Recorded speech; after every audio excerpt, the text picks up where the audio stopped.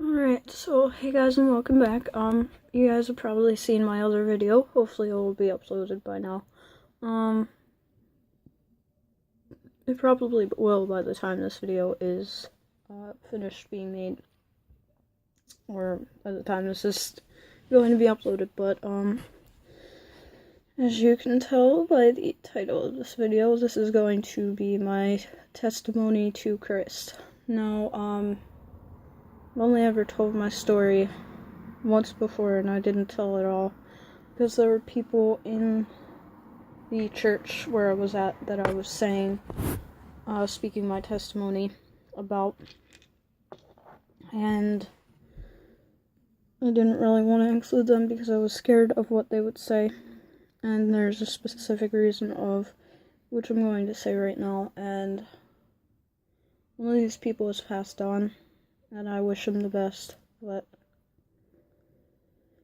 yeah, so this is going to be my testimony, about or to Christ. I'm probably gonna put to Christ in, the title, but this is actually my testimony to you guys, about how I came to know Jesus. If you guys don't like this video, please just X out right now, tap on your screen, and click out that, close, full screen box-like thingy on here, and then, X out of your browser or whatever, but if you're not a Christian, you guys don't need to be Christian.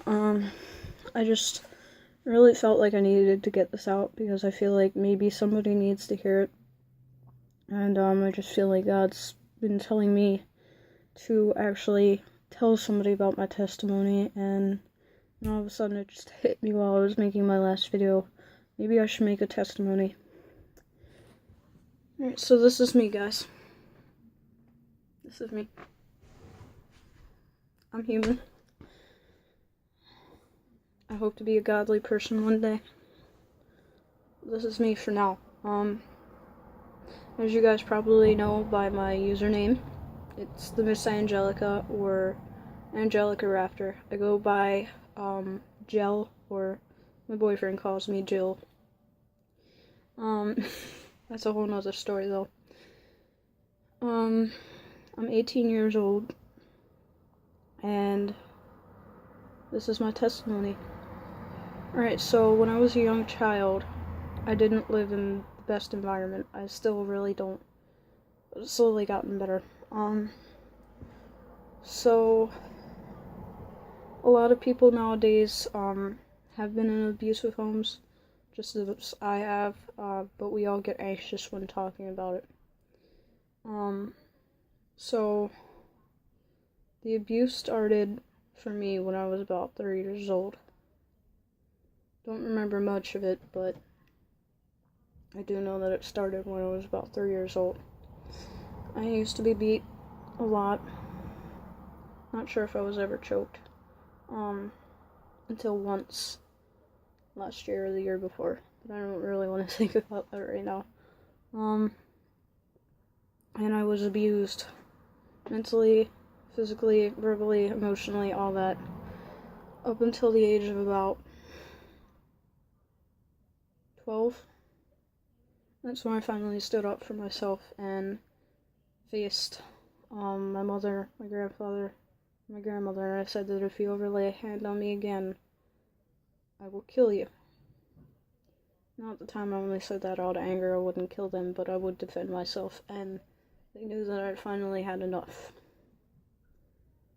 So yeah, I've really always been afraid to mention that part because I was scared that they might hurt me even more.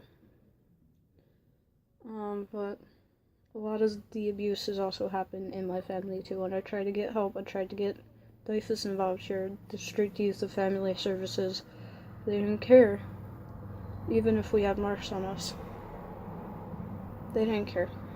They didn't help take us out of the home. So for years and years, if you guys may have seen my depression videos, as well as the last video, which was sort of about that, around 8 years old, I started to get these feelings of tremendous anger, hate, sadness, not wanting to live. I was suicidal. Then at about 9, I was just really done with life.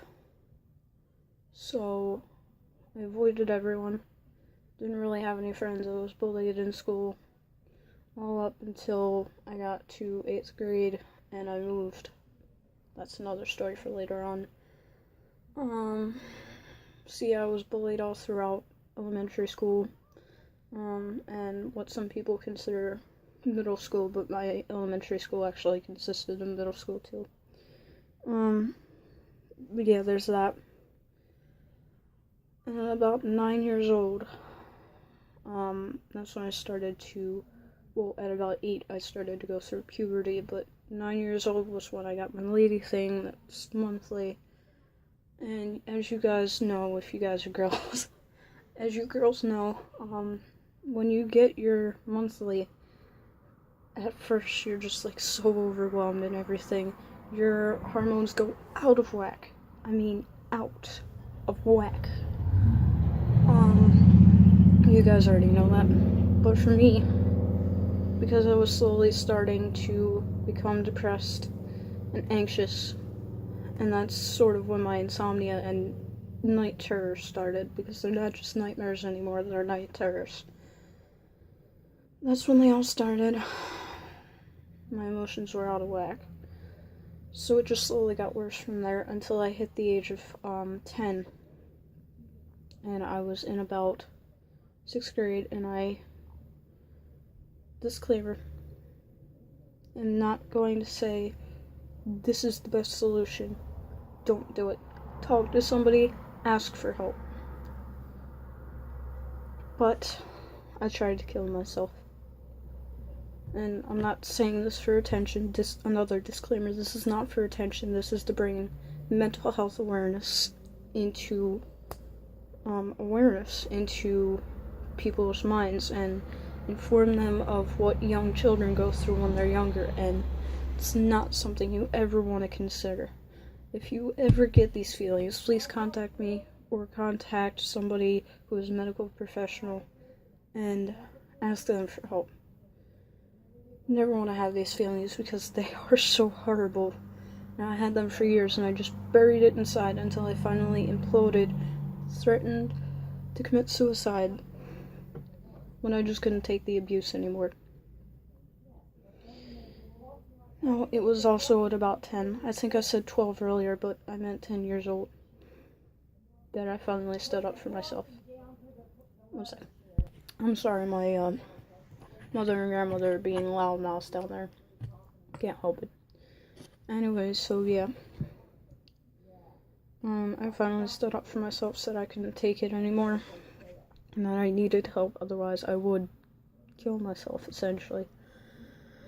And that's part of the reason why I'm so anxious to talk about the story, because I didn't really want to release that to the world. But if it helps bring a lesson to somebody, and that somebody knows, I hope it helps you. So I finally got help. I got counseling. I started on my medication, which I talked a lot about that in my last video. I talked about that. I went through that. I got some medication. Constantly throughout those years, I was just taking several medications to try to get my hormones back in whack. Nothing really helped. I still had a void. And I didn't know what to do. When I was about 11, I woke up on my birthday and I just decided I don't believe in Jesus anymore. Because now that I was starting to get less of the abuse and other people in my house were starting to get more abuse, and I couldn't help them because I was a scared little child, which eventually I grew up. I had to essentially be a grown-up to stick up for everybody in my house that was being harmed. But eventually I had to grow up, there's that. And I felt so scared, and I asked God, if Jesus existed, why would he let this happen? If you existed, why would you let it happen? But I refused to stop believing in God because I knew there was an entity. I'd seen some incredible things before that I'd never really thought were possible. But I didn't believe in Jesus, so I decided to pursue Judaism. I don't really think that I talked too much about this before on this channel, but yeah, I did pursue Judaism for a couple of years, and I wasn't really religious in that aspect. I didn't actively practice. I just believed in God, not Jesus. I did celebrate Hanukkah for like a year before I gave my life over to Christ and became a, born again Christian. There you go. Yeah, there's that. Yeah. Flash forward. What was it? It was 2012, right? No, 2013. I was dating this one boy. Dated him for a couple of days. You know who I'm talking about? If it's you, like this video. You may never see this video, but, you know, who knows. So yeah, I was dating this boy. I dated him for less than a week, but he invited me to come to his church. I was like, sure, I guess. I was like, I don't believe in Jesus, so I've lived in a crappy home for a while. He's like, just come. Bring your family. Bring everyone you know. He wasn't there that week. Don't know why, but maybe I just wasn't meant to see him. Maybe it was all God's plan. I got there, and I met a lot of people. I walked through the doors of the small church. It was called Word Fellowship, and it's right around where I live. You guys may know sort of where I live now. Not exactly, because I live a little bit far from there. So, you know. Anyways, so I went there. I met a lot of people. I felt loved. I'd never really felt love before. I'd never really known love. Still really don't. But in that moment, I felt like the world was just crashing down around me. And that everything I knew was not what I knew. It was what I thought. It was what I thought it could never be. So then, we're singing. And I'm just going along like, yeah, our God is greater. Our God is higher than any other awesome healer. Or healer, awesome in power. Singing a song by Chris Tomlin called Our God. And I love that song so much. Now it's one of my favorite songs because to me, I feel like it's true. Now I know it's true. Whether you believe or not, I know it's true in my heart, and nobody can really change that. But the pastor was just saying something. He was talking about how somebody, at the time I didn't know it was me, obviously, but how God said that somebody didn't feel well, and that it was weighing on his heart, the pastor's heart, and that they needed to hear that no matter what, God was with us. And if we needed to be saved by Jesus, then we should do it right then and there. I didn't pick myself up. I didn't go up. I was like, this is incredible. It's too false. Because the night before I was watching, I'm not sure if you know, what is her name? I forget. She was the old lead singer of Flyleaf. Lacey Sturm. There you go. I was watching her testimony and I'm like, yeah, part of that is true. Part of that's probably not. And her pastor said the same thing. She was a full-blown atheist at the time. She didn't believe in anything. I was like, that's cool. That's nice. Her life was saved. Pastor said that, and it struck me at that moment. And then he was also going on talking about how everything happens for a reason, which I've always believed. That even bad things that take a toll on you will come back on the person or thing that's causing the bad things. I was like, what? Is God speaking to me? Can't be. Then he started to talk about how we deny God because of the fact that we're scared to believe in him.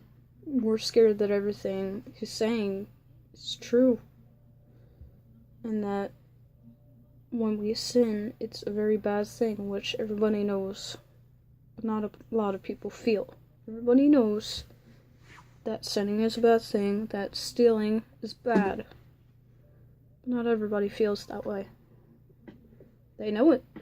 They just say, I was to take a candy bar. I stole it. I knew it was bad to begin with. It wasn't my property. But at the time, I didn't feel that way because I wanted it. So essentially stuff like that. And he just went on and on. I forget exactly what it was that he said. But it was that really struck me. I broke down in tears, and he said that God will wash away your sins no matter what happened to you, even though you feel like your life is hell right now. He wasn't looking at me. He was looking on the opposite side of the church, which is really weird. Almost the exact opposite side. He said, no matter what brought you this pain, God will take it away right now. You no longer have to worry about anything. Your life will get better from this point. At the time, I was like, yeah, when I'm done at this church, I really want to go home and die. I'm really just done with everything. Because that morning, a lot of shit happened. A lot of shit that I'm not going to talk about. Please excuse my language, but it was overwhelming that day. I got home from church, and even my grandmother, the one who was causing the most trauma, broke down in tears. But, flashback for a second. At the end of church, I went up to the senior youth group pastor who I'd met at basically the very beginning. And I told him that I wanted to give my life over to Christ, and he looked at me like he was so shocked, but so happy, like that when you're surprised, but you're extremely happy because it was exactly what you wanted. I was like so awestruck. I'm like, wow, that is an interesting look on your face. I didn't say that out loud though, but I thought that. So he and Pastor Marcus, the actual pastor, came together with me, as well as the senior senior youth group leader's wife came over too. And we all prayed together. And I said, I'm ready to give my life over to you, Christ, and I need help. I'm not living in the best life right now. I'm sinning every day, just about every second of every day. And I don't care about it at all. But I want to feel it because I'm feeling it right now, and all my sin is washing over me. I need you to save me. I'm depressed. I'm anxious. I don't have the best home life. I want nothing to do with any of it. And then in my mind I was saying, God, you know I want to die right now. Please help me. And in that split second, my life was changed. Somehow, you guys may not believe it, and you guys may not have had the same experience when you were saved by Jesus, but somehow I felt like a blinding white light just washed over me. And every sin that I had written all over me, after that white blinding light went down and then back up, guess going back to heaven. Every sin that I had committed past lifetime went up to him. It was gone, so I figured it must have gone up to him. And after I let out all my tears were automatically dried. Don't know how. No, now. We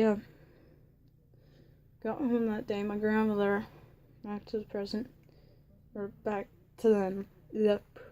time after church. My grandmother broke down in tears, and she knew that what she had been doing was wrong. She saw me break down in tears, She knew what she was doing was wrong, that the abuse was horrible. She said, I need to stop this. I'm not living my life like I should be. I'm living my life like my mother and my father, and I don't want to live like that. That was just amazing to hear. Because for a while after that, she was okay. She's slowly getting better ever since my grandfather passed away, because he was one of the, I hate to say it, but he was one of the big abusers too, and he knows that he shouldn't have been doing it, but he had his reasons. God's forgiven him, hopefully.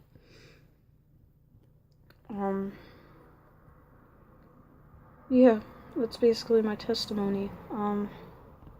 Obviously I didn't kill myself that day like I planned to. I didn't really have a plan. Just figured go home and die. Maybe take a bunch of pills. Because I had my depression pills on me. My grandmother didn't have them. I was the sole holder of them, even though I'd have to go with a parent to get them. So basically what I'm trying to say is, if you feel like you have a void, by the way, that void feels like it's just completely covered now. For some time, I've been going through a lot of depression lately, and just making this video reminds me of how much that I need Jesus, because I've been so depressed lately. I haven't talked to anybody about it. I've been depressed about everything, about my family life, my relationships that I have, not only with my boyfriend and my friends, but myself, my relationship with myself.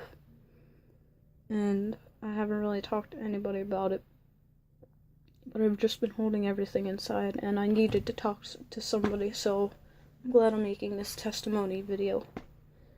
I hope it helps somebody out there who really needed to hear this, because you're not alone. And that's one thing that the pastor said. That's the one thing that really stuck out. You are not alone. No matter what happens, you're not alone. God did this to you for a reason, and there's a reason why you're here today. Even today, that scares me. That's why I am who I am. That's why I'm a Christian. And my boyfriend really doesn't believe, well, he believes in God, he just doesn't believe in the Bible. And yes, over the years, I've been actively and inactively reading the Bible. But to be honest, even those 3 years ago, after I was baptized, a couple months after I had come to know Christ, even now, when I speak my testimony to somebody who doesn't want to listen, they don't really hear me. Because they don't want to listen. They just want to throw their opinions out there, listen to me for 2 seconds and say, yeah, but that's wrong. And I was like, and I'm like, no, not really, and this is why. And then they start to say, can you shut up? Can you leave me be? I don't believe that. I'm like, I'm saying this is what it is for me, not for you. You wanted to know about me, so I'm trying to tell you. When you ask, you don't shut somebody out. That's one thing you don't do. What I don't realize even nowadays, when it happens, is that God hardened their hearts for a reason. And until they're ready to come and know Him, and God wants them to come and know Him, they won't know Him. It really upsets me, but it is what it is. So guys, I hope this really spoke to you. Didn't mean to make you cry if you cried. I don't feel suicidal anymore, even when I get extremely depressed. But I do want you guys to know that I am here for you, and that no matter what, just like the pastor said to me, I'm saying to you, you're not alone. If you need help, I'm here. Please talk to me. If you do feel suicidal, you can still talk to me. And if you're not ready to take that step and go see a medical professional, at least talk to me so that I can help you figure out what exactly to do. You don't ever want it to get to the point where you feel that sour feeling in your heart, like, I'm just not worth it anymore. Because I felt that. I've been there. It's not a good place to be. I don't want you guys to ever feel that way. So if you need somebody to talk talk to me. Alright, I love you guys a lot, and I'll see you on my next video. I don't mean to be depressing, but this is my testimony, and once more, bringing mental health, or bringing awareness to mental health. There we go. So if you guys, seriously, even if you don't want to talk about that, you want to talk about something else, I'll be glad to. Shoot me a message. My business email is always down below. And if you want to see some of my other videos about my depression and insomnia, in my last video I talk a little bit about the medication, but in the description bar down below I actually have the links. So that's the video right below this one. Alright, so I love you guys a lot. And seriously, once more, I cannot stress enough. Please talk to me if you guys need help. And if you're ready to go see a medical professional, I suggest you do. If you need help. Once more, free coffee day, guys. All day today, and today only. So, at Wawa, go get some. You can get a 24 ounce for free. I actually grabbed 2 cups for myself, and my mother grabbed 2 for her, and my grandmother grabbed 2 for her. So yeah, once more, if you guys need a vent, you can shoot me a comment down below, or if you want it to be private, go to my email, because like I said in my last video, whatever I say is confidential, stays confidential. I don't tell my family, I don't tell my friends, I don't tell my boyfriend, nobody. I don't tell any random stranger on the street, because I don't really talk to that many people, so just let me know. I'm here to help. So you guys can like, subscribe, or comment if you guys really want to, and I would really like that, especially if you subscribe, because it means that somebody cares to listen to me. Alright, see you guys. Have a nice day.